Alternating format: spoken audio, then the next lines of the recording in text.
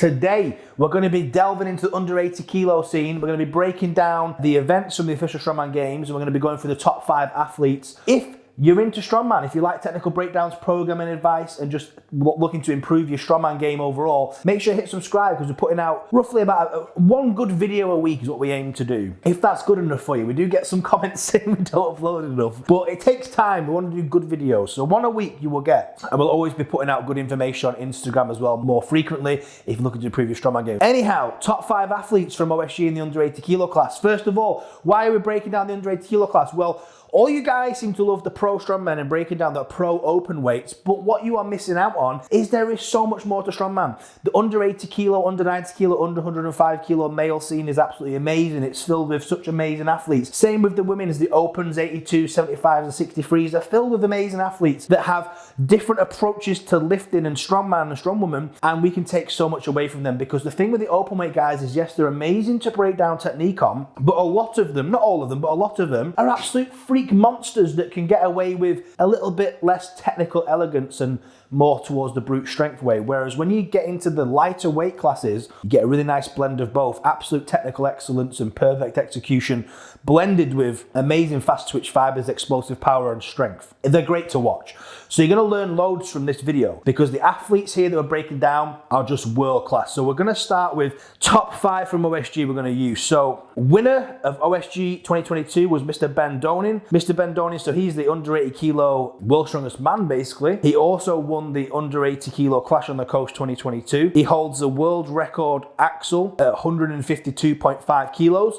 He's got the under 80 world deadlift record at 360 kilos.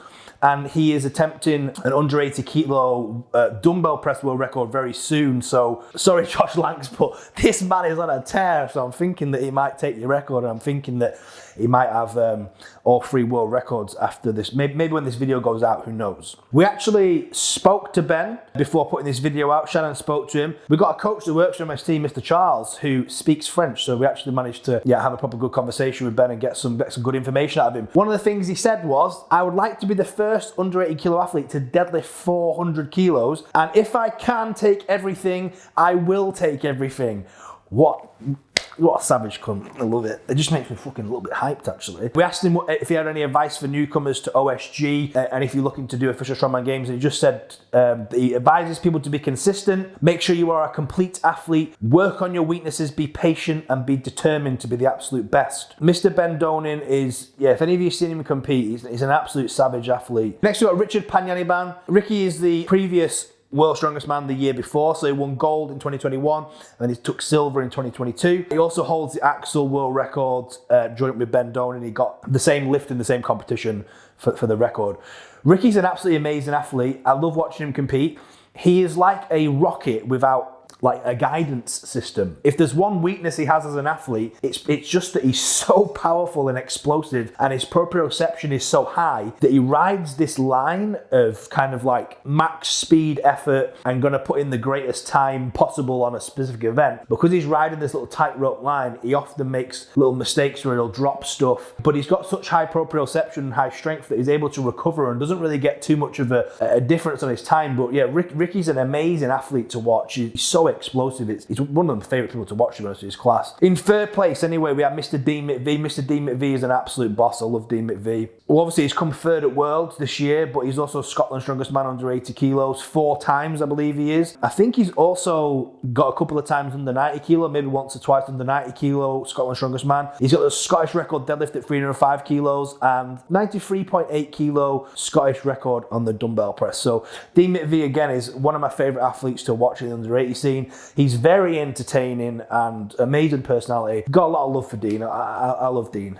He's a top bloke, and he's also an amazing lifter. Next up, we got Mr. Tommy Lavelle, who came in 4th place. Tommy, luckily I got the pleasure of working with Tommy recently. We worked up with him for 6 weeks up to OSG. I didn't have much time to really delve in and change much. You know, basically when you do a comp peak, you're just peaking upon the foundations that have been laid prior to that peak. So we just helped extract his strength for the show, and then we're going to be looking to work longer term to hopefully make a big dent in his dysfunctions and issues, and make sure that he comes back an even better athlete. But Tommy's an amazing athlete to watch as well, so entertaining. He's absolutely a boss. He has got under 80 kilo world's strongest man in 2019.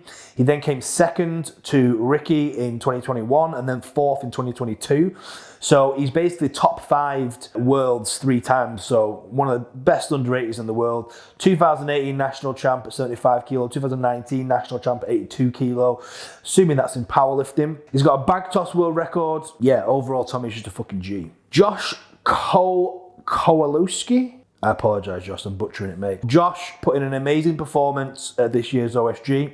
He came 5th in 2021. He says he's got the best hair in Strongman, and he's hoping to put up the Circus Dumbbell World Record, but he said that he will do that after Donin adds 10 kilo to it this month. Yeah, Josh is an amazing lifter. I enjoyed watching him at this year's OSG. I'll be perfectly straight with you, Josh. I wasn't too aware of you until this year, but I really enjoyed your performance. I thought you were excellent. Yeah, I think that you're just going to go from strength to strength as things go forward. Now that we've done a little bit of an athlete introduction, we're going to delve into the technical breakdown. So thanks for listening this far. We're going to start with the Viking Press. The Viking Press is an event that it's not the most technical thing in the world, really. We're going to go over it and we're going to show you the similarities that all athletes use. When the top 5 athletes in the world all do the same thing, it's probably the best way to do it, isn't it? To start with, we've got Ricky and Josh up first. We've got Josh in lane 2, Ricky in lane 3.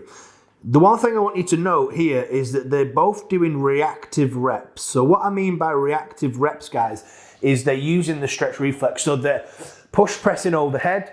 As they come back down, they aren't catching and stopping and rebending.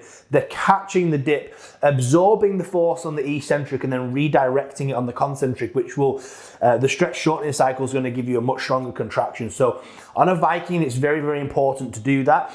It is more difficult to do that on other events because you have stability to deal with. Obviously, it's still beneficial to do it. Like if you had an axle press for reps from the chest, it would be good to still do reactive reps. However, you've got to deal with the fact that you might be taking steps backward and forward, etc. You might slightly lose your line. Lots of things can go wrong. On a Viking press, it's a fixed implement. There's no reason not to do reactive reps. That you can actually see on both athletes, Josh and Ricky, that they've both got vertical torso. They're both tracking the hip back slightly, or at least straight down. The hip's not coming forward. That's one of the mistakes you make on a Viking, guys, is that your hips come forward and either not straight down or even slightly back. You want a lot of forward knee travel, but you want forward knee travel with that ass coming back, all right? Trying to maintain that vertical torso. If that hip goes forward, you're going to lose a lot of strength in hip extension, and you're not going to get as much leg drive out into the implement. Also, one thing to note here is that Ricky's leaving his head slightly back as he push presses just for a split second, because when you do your Viking, you're going to push, you're going to hit this sticking point. You don't want to come through while you're there. You want to press until it's moving, then bring your head through. So again, Josh and Ricky do this really well. You see Josh bringing his head through at the last minute, so he grinds, then his head comes through. And Ricky's going for another rep here. Boom, didn't quite get that one, but he kept his head back when he tried to grind, which is the strongest position. I think he actually gets this rep, if I remember. Maybe I'm remembering wrong, but we'll see. Yeah, he did. So again, kept his head right back to lock out, perfect. We'll look at Mr. McVie next. So Mr. McVie's on the end here, and you'll notice again that McVie is doing those reactive reps.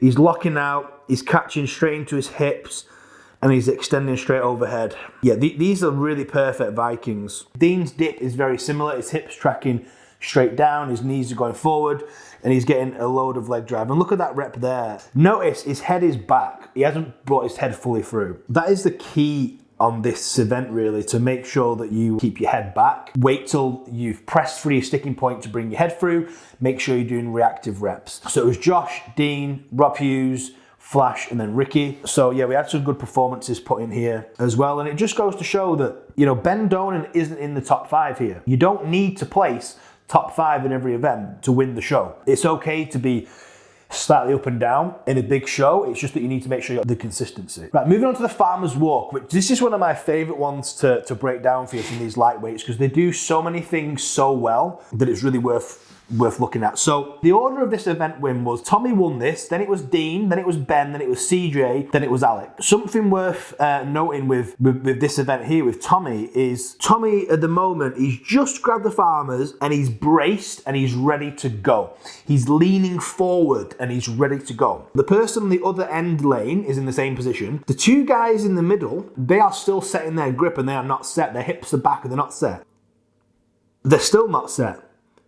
Now, they've said go, and Tommy has already picked the farmers up and has already took his first stride, and the two in the middle have just dropped the hips, ready to pick it up. This is a good takeaway for you. If you're in a competition, it depends what they do. Listen to the ref. Is it ready, set, go? Is it 3, 2, 1, go? Is it whistle, and then go, or what the fuck is, whatever it is. But you need to brace, drop your hips and get ready to lift on the concentric about a second before they actually say. Because then as soon as you hear it, you can go. Tommy's already picked that up and these two guys have just gone and dropped the hips. That's something that at OSG, you don't want to do that. You want to make sure that you set up in this position. Now, as we look here as Tommy sets off, his farmers have tilted down, and what they're going to do is they're going to swing back forward. The person on the end, their farmers are pointed down, but I would almost say they're pointed a bit too far down. And then as those farmers swing for Tommy, he uses that to accelerate. The other person gets a little bit out of control with their farmers. They actually drop it because I think there was a bit too much swing there. So how does Tommy have this much speed and be so far ahead of those guys? Well, the start was obviously a key player, but look at the length of Tommy's strides, all right? Basically, Tommy's stride on the farmers, you're limited by hitting the back bumper and hitting the front bumper. Tommy's stride starts off small and then he lengthens them as he goes so that he's covering the most ground per step. Also, he's using fast steps, which adds up a shit ton. If we scroll back to the start, like look at Mr. Jones and look how small his strides are. You see that he's going like heel to toe. Heel to toe, heel to toe. So his feet are moving pretty slow and he's got slow strides. Tommy's, look at the distance in Tommy's. Like they're huge strides. Look, they're huge strides, which means that he's covering a lot of distance per step and a lot of steps, which is what you want. Now, if we move on to the next group of people, this is Ricky, Rob Hughes, McVie, and Josh Kowalowski. That sounded like I said that right there. I might have fluked it. Notice here, these guys are a little different to Tommy's group. They are all set and braced, ready, waiting for that whistle. They're all leaning forward. Leaning forward is going to basically make it so that it feels like you're going to fall forwards. So you've got to step to catch your own weight of you falling. It makes you go faster. These guys know this. So just like Tommy was leaning forward, these guys are leaning forward. We'll watch Ricky first. So like I spoke about at the start, I love watching Ricky because he's like a rocket without guidance. So you can already see that his farmers are a little bit all over the shop and they're swinging, and he's so fast that he's like muscling through. It's so fun to watch. And then he drops these farmers, but he doesn't let go and he picks them up instantly. It's like touch and go farmers drop. It's crazy. So it doesn't even lose him too much time. He makes a little bit of a mistake here. He doesn't quite cross the line, which did cost him a little bit of time here. As he comes back, if we look at his stride length, he's got good stride length, he's got good stride speed. I think the reason for this drop next was just because he was just a bit smoked, because when you're that powerful and you put all your energy into that first sprint and you've got 2 or 3 drops, I think he had 2 drops in there, it does take a lot out of you and it does affect that grip a little bit. But still, he's just an animal and he's just kind of muscling it to the line. Yeah, he's an absolute savage. If we take a look at Mr. Rob Hughes, we've actually just started coaching Rob as well. And one of the things we said to Rob is he takes too long a stride on his yokes. But I'm noticing here that look how short Rob's strides are. So it's quite strange to me that Rob has got too long a stride on his yoke and too short a stride on his farmer's walks. Farmer's walks, you can get away with a little bit of a longer stride, usually, because his foot speed's not bad. It's not super slow, but his distance per stride, like have a look at McVie's stride length there, who's off. His stride length is a lot further. And Josh's as well. So we'll go back and we'll watch Josh and McVie. Both of those strides, like you can really see with Josh's stride length because of his big moon boots. And McVie as well with a really fast drop turn. Yeah, McVie's really opening that stride at this point, and that's how he's getting ahead. Really good. Then we got Ben Donin, CJ. Look at CJ, he's braced and he's ready to go. So's Ben. And then as soon as they say go, bang, they're up. CJ and Ben are off. Those two haven't even picked up the farmers yet, and these guys are off. Notice how the farmers are pointing pointing down, just like everybody else's were, and then they're going to swing, and it's going to give them a bit of a speed boost. It's like in Mario Kart when you go over them little arrows, big bower. And then Ben, look at Ben's stride length. It is ridiculous. He has big strides. He has fast feet and long strides, and he's opening his stride as he gets closer. So CJ. These are both very fast times. That's why Ben got third, CJ got fourth, Dean second, Tommy first, because those 4 guys all had the stride length. So the foot speed was probably a little bit similar, but the stride length was much more for those guys. Obviously, you need the grip strength to be able to focus on those things. But once you've got the grip strength, you need to focus on your strides. Time in your events is great. How long it takes you to do 20 meters, 30 meters, 40 meters. You've got targets. You can train to get faster. If you're limited by your gait, your moving pattern, your walking pattern, let's say you're going heel to toe and you're not changing that. The only way to go faster is to move those feet faster. There's a limit on how fast you can move those feet. You ain't gonna be setting fire to the floor going 3 million strides per second, are you? So you have to increase your stride length. Another good way to train is, right, I'm gonna do 20 meter sprints. I'm gonna do one without thinking about it. I'm just gonna count. How many steps did I do? Oh, I did 40 steps. Right, okay. I'm gonna try and do it in 35 steps. So you give yourself 35 steps to cover the same distance. And you can just do things like that and start to progress and learn how to get a bigger stride. There you go. Genius. The next event we've got is the axle deadlift for reps. Ben and Ricky won this one. So we'll take a look at who we're going to pick. Ben or Ricky. I'm going to watch Ricky's. He's a fucking boss. Sorry, Ben. But you've got a couple of event wins coming up, Ben, so I'm going to watch Ricky. But we'll go through and watch Ricky's deads. I'm not going to talk too much on deads because whether you're a lightweight athlete, an open weight athlete, a fat mess or an animal, your deadlift is your deadlift. You know, there's enough videos and information out there from powerlifters about how to deadlift. The axle deadlift, although slightly different, is still all the same principles. The difference comes in the thickness of the bar. It makes it slightly in front of your body in a slight deficit. But again, it's not really too dissimilar to a normal deadlift. Obviously, the standard of deadlifting in this show was amazing. You had Ricky and Ben, I believe they drew. I don't think they split time deadlift, do they? So it's, you know, if you get the same reps, it's just a draw. But amazing standard of deadlifting there. Yeah, not much for me to say for you guys to take away, unfortunately, because it's just big deads. Boom, we got Sandbag to shoulder here. I'll be honest with you, we did struggle to get some videos for this, so we're gonna watch Tommy's video here. Ricky took the win here. Then Tommy, then Ben, then Josh, then Rob Hughes. In my opinion here, although Ricky was amazing and smashed it, I do think that Tommy was the best sandbag lifter of the day. I think he made a little mistake. Well, it wasn't a mistake. It wasn't a mistake. You'll see what I mean. But Tommy did the 3 bags and then he waited to get his breath for the 4th bag. He could have gone straight into that, to be honest with you. I say mistake. He came second in the event. He lost a point. I don't think it mattered overall. Still, in terms of to look at for technique on a sandbag shoulder, Tommy is absolutely perfect to look at for technique. When you go over to the sandbags, one of the key points I want to make that Tommy does that I think is a big plus is most people push the bag forwards.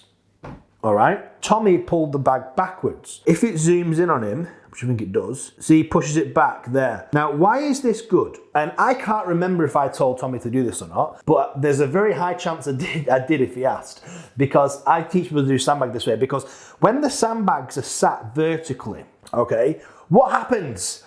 Even if they're packed tightly, the sand will drop to the bottom so that even if there's like a tiny difference, let's say it's 10% difference, if you push the bag forwards, yeah, you push it forwards, the heaviest part of the sandbag is now at the bottom. You know what it's like when you lift the sandbag when they're floppy and they kind of break in the middle? When you're doing a sandbag to shoulder, that break in the middle, you either want it perfectly even or you want the heavy part at the top, not the bottom, because that makes it harder for you. So by pulling the sandbag back, you've put the lighter part of the sandbag underneath you. You've got under the bag, as you pick it up now and it's in your lap position vertically, it's trying to flop over this way. The heaviest part's at the top.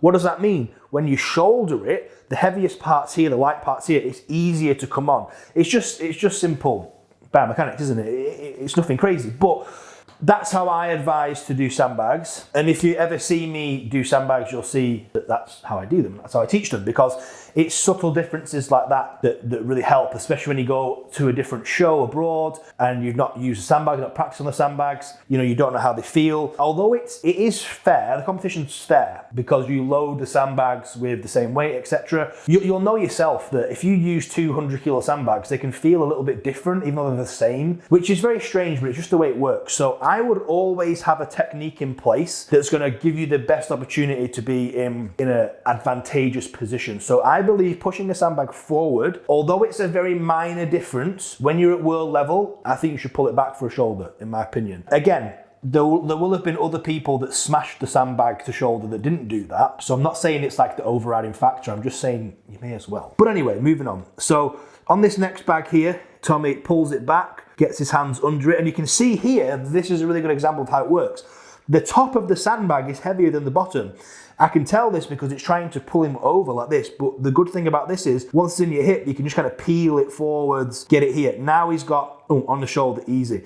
This is where I think Tommy should have gone straight into this. He can shoulder this easy. He's a savage little cunt. He should have gone straight into this, but he mopes around, has a bit of a brewery, has a look at himself, looks at the other people, tells himself he's great, and then he goes in. So he does the same technique on this one as he does on the others, gets it back, boom, he gets under it, up, perfect. At this point in time, I knew he had this because the position's just too great. He does need a second pop, but still, it was easy. And then he even does the good deed of resetting it for everyone whilst showing off how to float. Boom. Good man. We do have a video of the others, but you'll notice, so these guys straight away push forward, which again, it's not saying it's bad. I'm not saying it's bad at all. I'm just saying that I think you should pull back. But I am not Strongman God. I know a lot, but I'm not Strongman God, so you don't have to listen to me. And this is a highlight reel, actually, that I'm watching. So this is more Tommy, Tim Dalglish. Yeah, see, this is where, see what happened there with Joe, not Tim. This is an example of why you pull back, in my opinion, because this bag looks a little looser. He's pushed it forward. Now, when he's got under it, all the weight's at the bottom of the sandbag. You see it? So he's now struggling to get it onto his lap properly because all the weight's at the bottom, so he's having to kind of shovel it under. If you'd have pulled that back, that more than likely would have been the flip reverse. It would have been, the weight at the top would have been a lot easier. One of the takeaways from sandbag to shoulder, in my opinion, is that you need to really, really master the pickup and make sure that it lands into the lap position properly. Because if you don't get the proper lap, you're going to struggle with the extension. You're going to spend too much energy. So it's all about where you place that sandbag and where you grab and making sure you're very well drilled. And Tommy was, like I say, pretty perfect at that. Moving on next, we've got the car walk. Things that I want you to look at the car walk, guys, that all these guys do. You'll often find pretty much any car walk, due to the shape of them, that the front is slightly heavier than the back. And when you pick the car up, it kind of wants to be in this direction. So what you've got to do to counteract that is you've got to, with your hands, you've got to cue pushing forwards, which will help that car either level out, or if you want to, it can actually have the front end elevated. Because with the car yoke and the tires, if you hit the tire and the front, bad news, you're gonna stop. If you hit the back, it just kind of like bounces, and you can counteract that by pushing forward. You can get away with it. You'll notice that the yokes for most of these guys were facing up or flat, and they must be cueing to slightly push forward. I would say though that a couple of these guys that were struggling to control it, if you grab too high, you don't have as much leverage over the weight as if you grab low. So even if you've only got this to choose from, personally on a car yoke, I would be advising most people to take a slightly lower grip than usual, or in an ideal scenario, train with a lower grip to get used to that cue of pushing forward to keep control over the swing of the car yoke. But anyhow, we'll go into this. So placings for this event, we have Ben Doney and Richard Panyaniban, who did the same thing as the farmer's walk. He's just an absolute explosive bastard. I love it. Richard Stout, CJ Krause, and Dean McVie. So first off, I'm going to look at Mr. CJ Krause. Starts pointing down, and then he swings it there to point up a little bit. So he must be controlling that himself with his cueing. His stride lengths are consistent and fast, and yeah, really good yoke run. Real good. Here we got Tommy Lavelle, who does a bad pickup, the bloody idiot, but he gets going. Ricky, again, drops it. He picks it back up again, drops it again. I think he drops it again here. Yeah, crazy. I think that on Ricky's yoke, I think he just needs to learn his stride length. He strides too long on the yoke. I've seen this once or twice now, and I think this was the third time that I've noticed that he strides too long. It is hard to take big strides on a heavy yoke. I think if he learned to stride shorter but with faster feet, he would get a much faster time because he would completely eliminate the drops. I don't even think it would slow him down. I think it would be just as fast as the long strides, but without the risk of all the drops. Because when you stride too long, when you load unilaterally with like 330 kilo, whatever it was, if that knee buckles because it's not strong enough to hold it, you're gonna go down. And that's what's happening there, is he's just striding about this far too long, in my opinion. If he brought it back a little bit and cued faster feet, he'd be much better at this. Tommy's run overall was great. He just needed a better pickup, to be honest with you. Tommy's strides are much shorter and more consistent than Ricky's, but he had a really bad start. Then we got Donin and Josh. So look at Donin's strides there. He's heel toeing, right? Heel toe, heel toe, heel toe, heel toe. Now he's starting to open his stride a little bit as he's got it under control, but still they're not massive strides, are they? They're fast strides, but they're not massive. If we go back to Ricky's and you look at the length of Ricky's strides, yeah, he's really starting to open. Look at that stride length there. There's like this much space between heel toe. That's a big stride. Yeah, there's like this much space between heel toe. That's a big stride. Ben's still got a long stride, but he's got about this much space between, whereas Ricky's got about this much. So that's what I'm talking about. If he just chipped off a little bit of stride length, it would help him a lot. But overall, Ben has a really good blend of the perfect stride length for him with fast feet, which is why he's won this event really, is because he's got a good blend of length of stride and fast feet. What you got to understand on yoke, guys, is as yoke gets heavier, stride length gets closer, all right? So one of the things that you have to master as an athlete is how long are my strides versus the weight in the show, you know? Because for someone who has a 450 yoke as like a 20 meter PB, if they did a 300 kilo yoke, they're gonna be able to take bigger strides because it's a lower percent of what they're able to do. Whereas if you've got like a 350 max and you've got a 300 yoke, you probably got to take shorter strides. So what Ben's figured out for himself there is how long his stride should be versus the weight he's lifting and how fast his feet can move.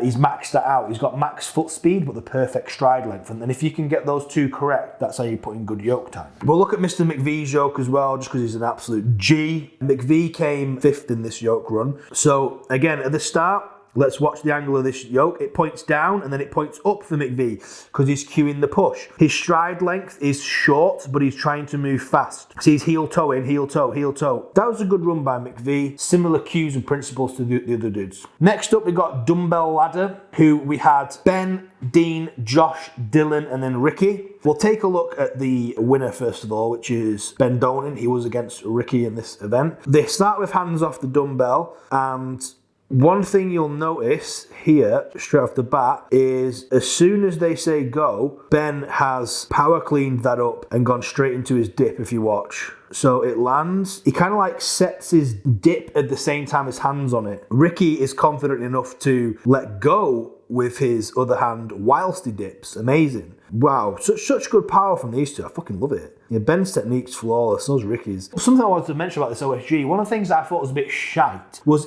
they've got these little shit pecker drop pads for the dumbbells, and it was almost as if you used those, you were penalised, because if you dropped it on the big rubber mat, like these two are, as long as it stayed on that rubber mat, which it was got to because it's massive, you were fine. If you dumped the dumbbell on the crash pad that was there for that, and it rolled off the crash pad, you were made to put it back on the crash pad. I thought that was a terrible rule, to be honest with you, and I felt sorry for the people who used the crash pad. For example, Tommy Lavelle used the crash pad, it rolled off, he went onto the second dumbbell, he had to turn around and put it back on the crash pad. It was a terrible call to do that, and the one thing that baffled me is as soon as I saw the first athlete get penalised by that, I have no idea why, the organisers, the refs, the athletes, whoever the fuck was there, I don't know why somebody didn't say to everybody, look, don't use the crash pads because you're just putting yourself at a high risk of an error because they're so small. So anyway, that's me just rambling about the OSG. But on this dumbbell here, Ricky, he cocked that one up. He just took a little while to set that in rack, didn't he?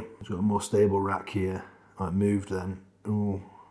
Does he get this one? I remember him grafting this for ages. Oh, so close. Let's have a look at Josh on this one. So Josh came 3rd on this, and he's against McVie, who came 2nd. Again, McVie just really having an amazing show. Yeah, powering through these dumbbells. So is Josh. Yeah, see what I mean? These two are clever. They're not using that crash pad. They're like, fuck that crash pad. If I drop it on this crash pad, it's going to roll off. McVie, straight in with the power clean, sets it. Beautiful dip, strong lockout, big Scottish roar. I'm the fucking G, boy. Yes. You know what, when I watch Dean McVie compete, it makes me want to fill a syringe full of Trem, fucking, honestly, it just makes me want to fill a syringe full of Trem, just fucking jab it in me and just go press a log. That's the kind of emotions McVie gives me. Especially when he's like, look at him roaring at this fucking screen. Oh yes.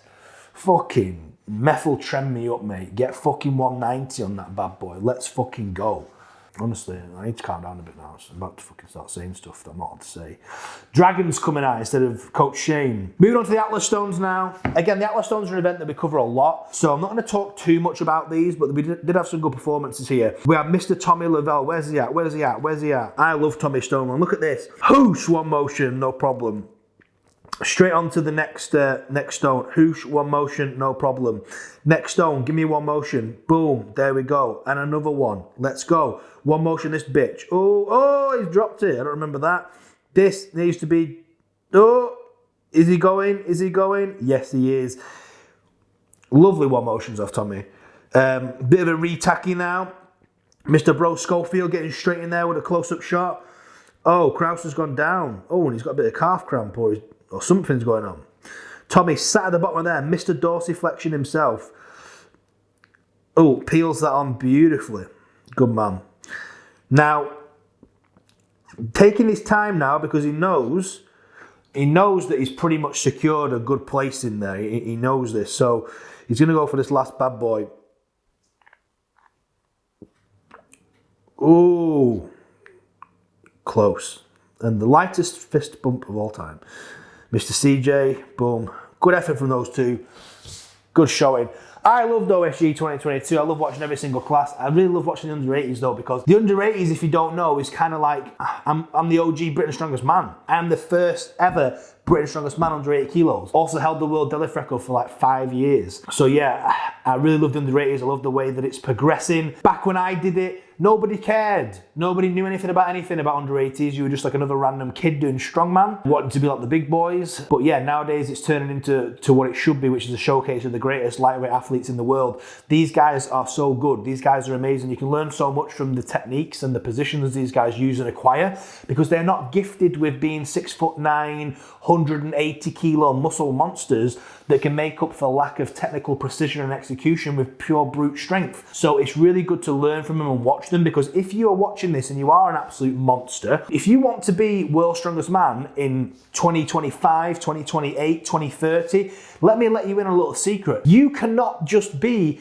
a muscle monster fucking savage cunt. You have to be technically excellent. You have to be fit, fast, conditioned. Trust me. The way strongman is evolving, it is going the way it should go, which is proper programming, proper athletes treat themselves like athletes instead of thinking that they're something different. Like strongmen have spent too long thinking they're in a little box of I'm a strongman, I do things different. No, you're an athlete that competes in a sport where absolute strength is the priority. That doesn't mean that you're not an athlete. You have to live the athlete lifestyle. You have to be fit, fast, conditioned. You have to be mobile. You have to be resilient. You have to have a lot of traits. You have to have a great base of GPP and aerobic foundation. A lot of things. These under 80 lads, trust me, they've been doing this shit for years. They've been doing this shit for years because these guys have got into the intricacies of strength and conditioning to be able to extract the amount of strength out of their body that they have. And this is why I love that scene so much, because they're clever. They're not idiots. They listen, they learn, they apply. Hopefully you learned something from this video, and guys, I'm rambling shite. So I'm gonna go. Subscribe to the channel, maybe like it. In a bit, see you later.